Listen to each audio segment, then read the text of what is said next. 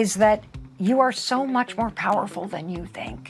You have so much capacity to change your life for the better. Fear kills action, but action kills fear. 자, 그녀는 세계적인 베스트셀러 Let Them 이론의 저자 melrobins입니다. 수많은 사람들에게 용기와 회복의 메시지를 전해온 그녀가 이번엔 조금 다른 시선으로 내려놓는 법에 대한 이야기를 합니다. How would you, in the most simple terms, describe what the let them theory is? The let them theory is very simple. If you stop trying to control and change other people, suddenly you have more time, energy, and power in your own life to focus on yourself and improving it. That's it. That releasing control gives you so much control and peace back. It's not let it go because you follow let them with let me. Yes. Why is that an important component? Yes, so there's two parts to the theory. The first one is let them, and that's the part everybody loves because right now, life is so overwhelming. And let's face it, other people are super annoying. They're very frustrating. You can go through your day and from traffic and you're gripping the wheel or people walking slow or talking close or the meetings that are scheduled at 6 o'clock on a Friday, the guilt trips, like it is going to drain all of your energy. And other people are the number one cause of stress in your life. But here's what the let them theory taught me. They don't have to be. See, you get to decide how much somebody else affects you. You get to decide how much brain space they take. You get to decide whether traffic or inconsiderate behavior or the headlines stress you out. And so let them is where you recognize, and it's so simple, you don't even have to read the book. You can start using it after our conversation. The moment you're stressed out or frustrated or whatever, you just say let them. And you'll notice you're always stressed by other people. And the second you say let them, you recognize, okay, I can't control this person, so why am I going to let it bother me? And then you say, let me. And let me is where you take your power back and you remind yourself. And this is a very old idea.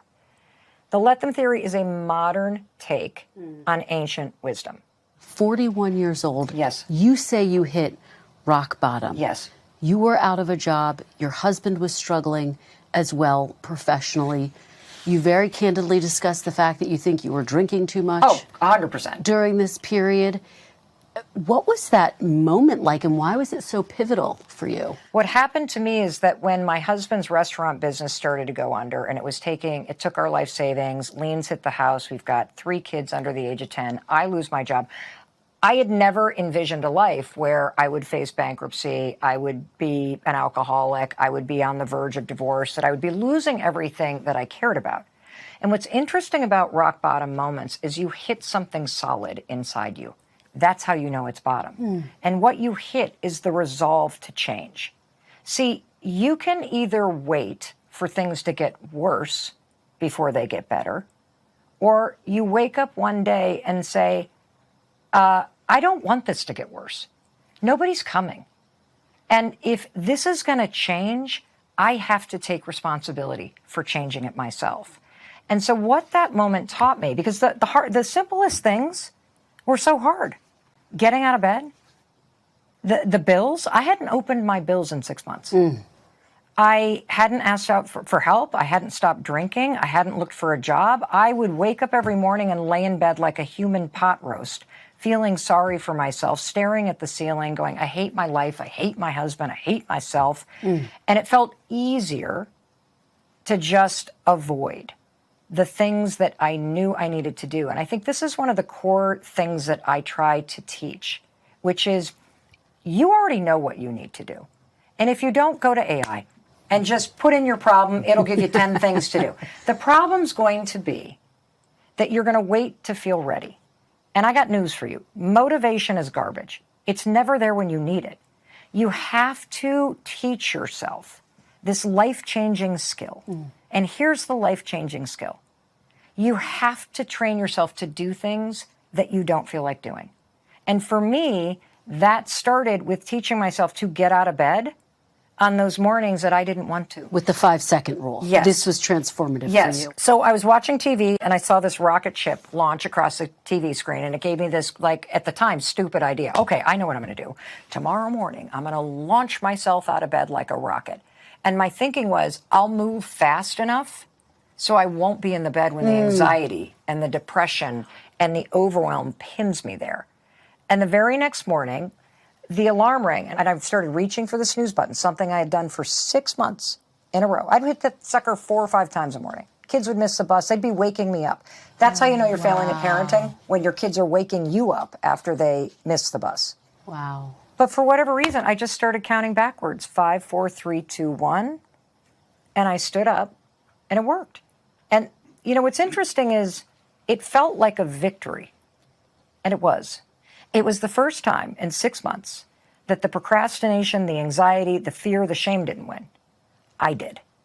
The better part of me, the knowing part of me did. And this is the important thing. Fear kills action, but action kills fear. And to me, what's exciting about whether you're using Let Them and Let Me, or you're using 5, 4, 3, 2, 1, or any of the things that, you know, I talk about on social media or I share on the Mel Robbins podcast, what's exciting is that you are so much more powerful than you think. You have so much capacity to change your life for the better.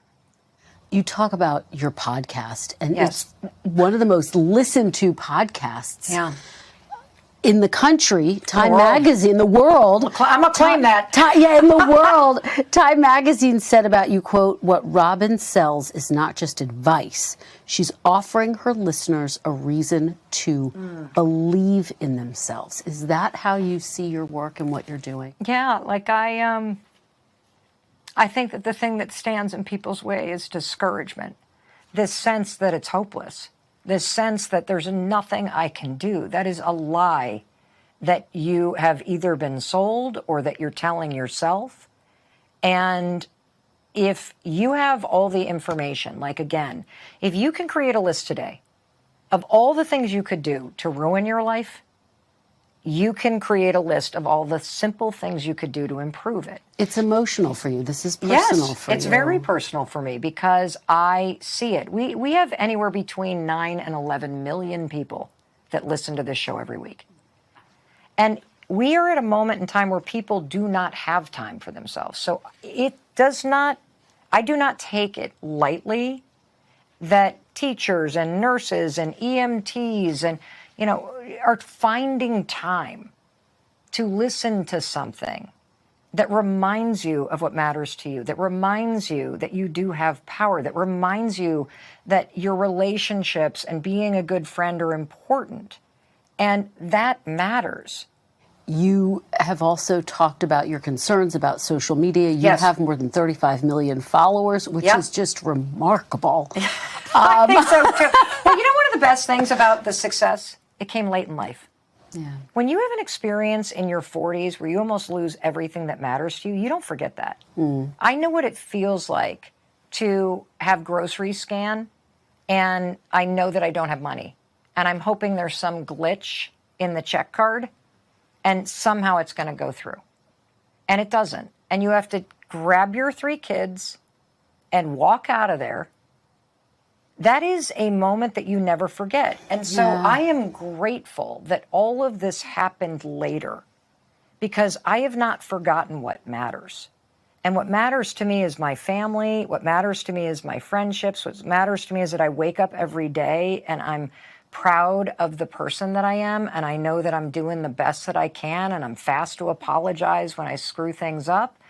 And my hope is that by sharing some of the things that I'm learning, sharing openly about the mistakes that I've made as a parent, as a spouse, as a human being, if I can save anybody else the headache and heartache that I caused myself and other people, because I just didn't know.